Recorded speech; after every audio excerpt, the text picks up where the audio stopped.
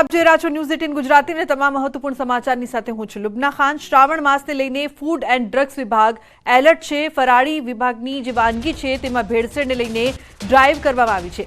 ફરાળી વાનગી ઉત્પાદકોને ત્યાં ચેકિંગ કરાશે। ભેળસેળ કરશો તો કાયદેસરની કાર્યવાહી પણ થશે। ગીર સોમનાથમાંથી ઝડપાયું હતું ભેળસેળયુક્ત માખણ। તો કોડીનારના વેડવા ગામેથી ઝડપાયું છે ભેળસેળયુક્ત માખણ। તમામ માખણ જપ્ત કરીને આગળની કાર્યવાહી હાથ ધરવામાં આવી છે। ત્યારે હાલ રાજ્યભરમાં ફરાળી વિક્રેતાઓને ત્યાં તપાસ કરવામાં આવી રહી છે। તો હવે ભેળસેળિયા સાવધાન થઈ જજો, કારણ કે ડ્રાઈવ ચલાવવામાં આવી રહી છે। ફરાળી વાનગીમાં જો ભેળસેળ કરવામાં આવી તો ગયા સમજો।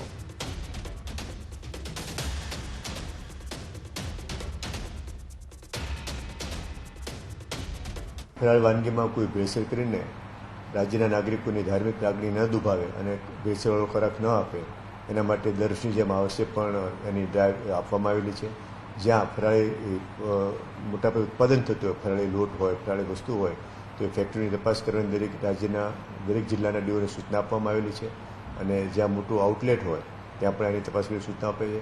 સામાન્ય રીતે આ તહેવાર દરમિયાન કોઈક ફરાળી લોટની અંદર બીજા આપણે ઘઉંના લોટ કે બીજા લોટ ભેળવીને આર્થિક લાભ લેવાની કોશિશ કરતા હોઈએ, એવું ન બને એના માટે આપણે એક આગોતરું આયોજન કરેલું છે। તો ઘરની બહાર નીકળો તો સાવધાન થઈ જજો, કારણ કે પ્રાણીઓ હવે આવી ગયા છે રસ્તા ઉપર। આ 4 દ્રશ્યોમાં જોઈ શકાય છે કે મગર, કપિરાજ, સાપ અને રખડતા ઢોર જોવા મળી રહ્યા છે। અંકલેશ્વરના કોસંબડી રુદ્રાક્ષ રેસિડેન્સીમાં બૂટમાં ઝેરી સાપ દેખાતા ફફડાટ ફેલાયો। તો કોસંબડી ગામના રુદ્રાક્ષ રેસિડેન્સીમાં રહેતા એક વ્યક્તિ બહાર જવા નીકળ્યો અને પોતાના જૂતા પહેરવા માટે પગ નાખતા જ અંદર ખૂંખાર અને ઝેરી કોબરા સાપ સંતાયેલો હતો।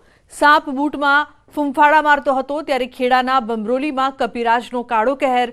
25 લોકોને ઘાયલ કરવામાં આવ્યા। બાળકોથી માંડીને વૃદ્ધોને વાનરોએ નિશાન બનાવ્યા છે। નાનકડા ગામમાં તોફાની વાનરના આતંકથી લોકો ઘરની બહાર નીકળતા ફફડી રહ્યા છે। વરસાદે વિરામ લેતા જ મગરો રસ્તા પર દેખાયા। ગીર સોમનાથના કોડીનારમાં મસમોટો મગર આવી ચડ્યો। કોડીનાર છાછર ગામે શિંગોડા નદીના બ્રિજ પર મગર ચડી આવ્યો હતો। તો મગર બ્રિજ પર રાત્રે લટાર મારતો જોવા મળ્યો। દાહોદમાં 2 સ્થળોએ રખડતા ઢોરે આતંક મચાવ્યો છે। દાહોદમાં રખડતા પશુએ ટીઆરબી જવાનને અડફેટે લીધો। ફરજ પરના ટીઆરબી જવાનને રખડતા પશુએ અડફેટે લેતા જવાન ઘાયલ થયો। તો અરવલ્લીના મોડાસામાંથી ઝડપાયેલ કથિત બોગસ સિંચાઈ કચેરીની તપાસ પૂર્ણ। ડીપીઈઓની અધ્યક્ષતામાં રચાયેલી 5 સભ્યોની તપાસ સમિતિએ બંધ કવરમાં સોંપ્યો છે અહેવાલ। 2 માસ સુધી સમિતિએ સઘન તપાસ કર્યા બાદ ડીડીઓને સોંપ્યો છે અહેવાલ। તપાસ નિષ્પક્ષ અને સચોટ કરવામાં આવી, તેના પર રહેશે નજર।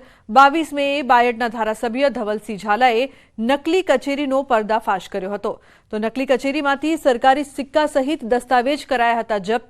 કચેરીમાંથી મળી આવ્યા હતા વર્તમાન ભૂતપૂર્વ અધિકારી સહિત 5 લોકો।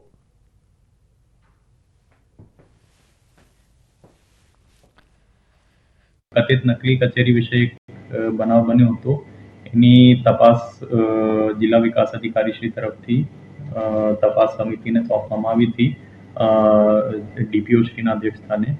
અને આ તપાસ સમિતિની રિપોર્ટ અમને મળેલ છે, જે રિપોર્ટ અમે સરકારશ્રીમાં જમા કરાવેલ છે અને અત્રેથી બહુ સારી રીતે ઊંડાણપૂર્વક તપાસ કરવામાં આવેલ છે। તો મહીસાગર જિલ્લાના લુણાવાડા તાલુકામાં નકલી દસ્તાવેજ બનાવી સંચાલક બની બેઠા હોવાનું કૌભાંડ સામે આવ્યું છે। મધવાસ ગામમાં નકલી ઓળખપત્ર અને અન્ય ડોક્યુમેન્ટ્સ બનાવીને એક મહિલા સરકાર માન્ય વ્યાજબી ભાવની દુકાનના સંચાલક બની ગયા। ગામની સરકાર માન્ય દુકાનના સંચાલકનું 1 વર્ષ પહેલા નિધન થતા લીંબોદરા ગામના સંજય પગીને ચાર્જ સોંપાયો હતો। ગ્રામજનોનો આરોપ છે કે તેમના ગામમાં અન્ય ગામના મહિલાએ ખોટી રીતે દુકાન સંચાલક તરીકે પરવાનો મેળવી લીધો છે। વરઘરી ગામમાં રહેતા રશીદાબેન દાવલ લુણાવાડાના રહેવાસી છે, તેમ છતાં મધવાસ ગામમાં રહેતા હોવાના ખોટા સરકારી ડોક્યુમેન્ટ્સ બનાવ્યા હોવાનો ગ્રામજનોએ આક્ષેપ કર્યો છે।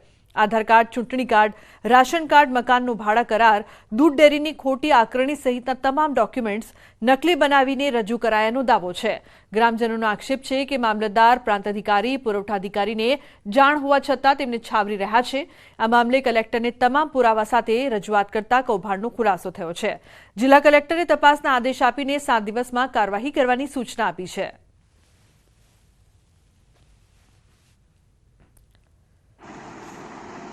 દુકાન સસ્તા અનાજની હડપવા માટે ખોટા ડોક્યુમેન્ટ કાઢાયા છે અને મેં ભાડા કરાર માટે કોઈ સંમતિ આપી નથી, કોઈ સહી કરી નથી, મારી ખોટી સહી કરી અને ડોક્યુમેન્ટ કાઢ્યા છે એમણે.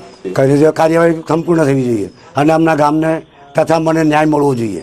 અમે જ્યારે 3 દિવસ પહેલાં પ્રાંત સાહેબની ઓફિસે ગયા ત્યારે પ્રાંત સાહેબે અમને એમ કીધું કે આ વારસાગત એને મળ્યું છે, એના ફાધર ઓફ થઈ ગયા છે એટલે વારસામાં આવે છે. પણ વારસામાં કેવી રીતે આવે છે કે જો વારસામાં મળતું હોય તો એને ખોટા પુરાવા ઊભા કરવાની ક્યાં જરૂર છે? સરકારીના રેકોર્ડમાં ચેડા કરવાની ક્યાં જરૂર હતી? એમણે આધાર કાર્ડ ખોટું બનાવી, ચૂંટણી કાર્ડ ખોટું બનાવી અને આ કામ કર્યું છે. આની ઉપર કાયદેસરની કાર્યવાહી થઈ જોઈએ અને આ જે દુકાન છે તે અમારા ગામના કોઈ પણ સ્થાનિકને મળવી જોઈએ એવો અમારો ગામ લોકોનો અભિપ્રાય છે. पर ऐसा बाद में हमें पता चला कि ये जो है इनका एड्रेस है वो एड्रेस में ही जो एड्रेस प्रूफ दिए हैं डॉक्यूमेंट्स में उसमें ही प्रॉब्लम है.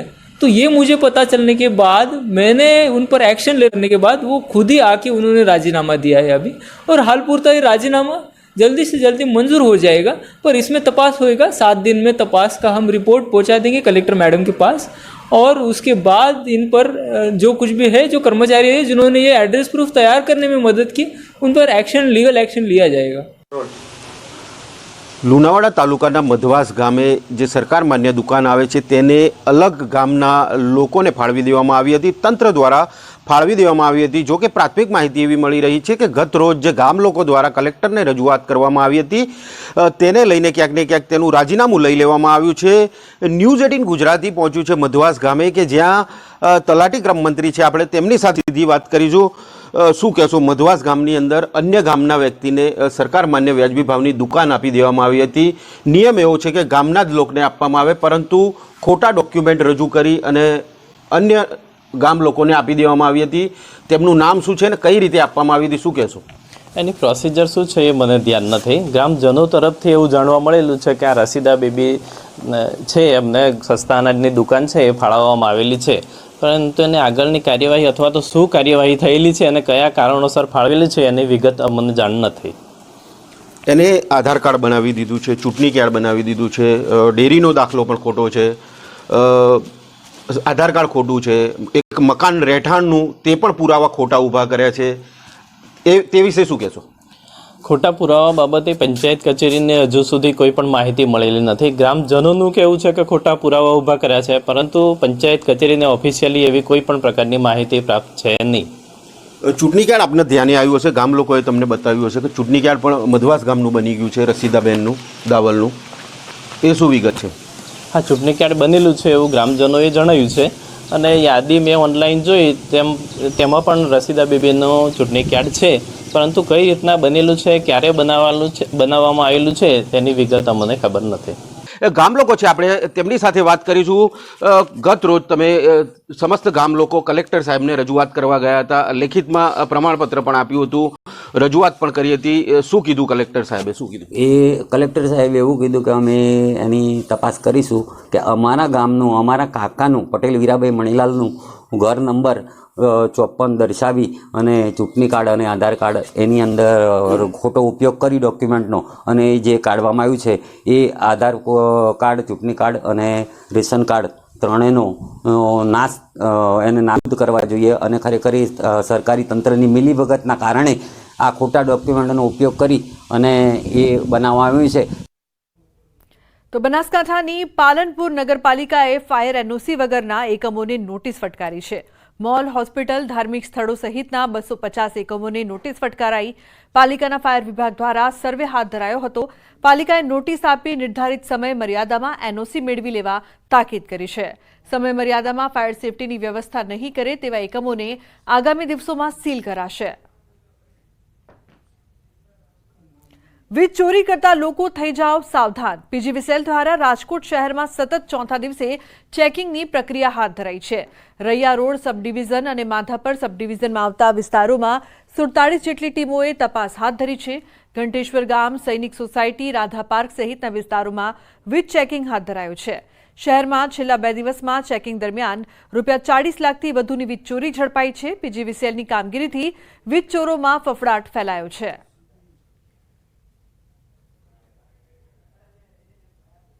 તો સુરતના પૂણા ગામમાં ગટરના પાણી ઉભરાતા સ્થાનિકોએ અનોખી રીતે વિરોધ કર્યો છે.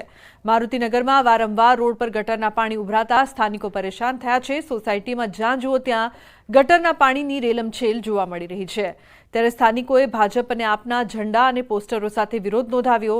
ગટરના પાણીથી સોસાયટીમાં અનેક જગ્યાએ પાણીજન્ય અને મચ્છરજન્ય રોગચાળો ફાટી નીકળ્યો છે.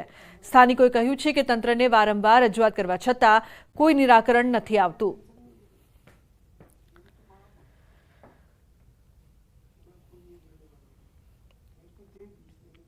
કપિરાજના આતંકના મામલે, કપિરાજના હુમલા મામલે બોલ્યા આરએફઓ. 3 કપિરાજનું રેસ્ક્યુ કરાયું છે. કપિરાજના 30 કિલોમીટર દૂરના વિસ્તારમાં છોડ્યા છે. લોકો હેરાન કરે તો કપિરાજ હુમલો કરી શકે. સ્થાનિકો જમવાનું આપે છે, જમવાનું ન મળે તો પણ કપિરાજ હુમલો કરે.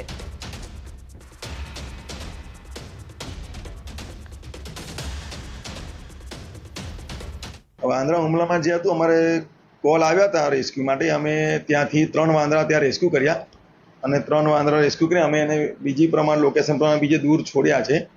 અને પ્લસ જે અત્યારે હુમલા બની એનું બનાવવાનું કારણ એ છે કે જે વાંદરને શું છે કે આ લોકો જે ખાવાનું વધેલું એને આપતા હોય છે, તો શું સમયસર એને આપતા હોય એટલે અમુક સમય ના મળે તો શું છે અમુક સમય 5 વાગ્યાનો સમય હોય ને તમે 5 વાગે રોટલો કે ગમે તે આપો એને, અને એ સમય બેસે ને તમારું ઘર બંધ હોય કાં તો તમે ના આપો તો પછી શું છે કે માનવ સામે એની આદત હોય કે મને આ ટાઈમે જમવાનું મળશે કે મને વસ્તુ આપશે, એ પ્રમાણે આવે ના મળે એટલે શું થાય ખીજાય, કાં તો પછી જે લોકો રસ્તે આવતા જતા હોય બેઠા હોય એને જો એ છેડછાણી કરે તો એ પ્રમાણે સામેથી હુમલો કરતું હોય છે. બાકી બીજો કોઈ એવો ઇન્સ્ટન્સ નથી હોતો કે સામેથી હુમલો કરે.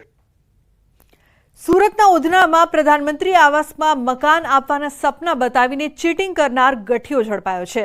લોકોના 12.60 લાખ રૂપિયા પડાવનારને પોલીસે ઝડપી પાડ્યો છે. આરોપીએ ઉધના 3 રસ્તા પાસે વશી કોલોનીમાં ઓફિસ ખોલી હતી. ઇસમ શ્રમજીવી લોકોને ટાર્ગેટ કરતો હતો. યુવક ખાસ કરીને પરપ્રાંતિયોને ફસાવતો. પકડાયેલ શખ્સે 79 લોકો પાસેથી 12.60 લાખ પડાવ્યા હતા. ઉધના પોલીસે ફરાર આરોપીને ઝડપી પાડ્યો છે.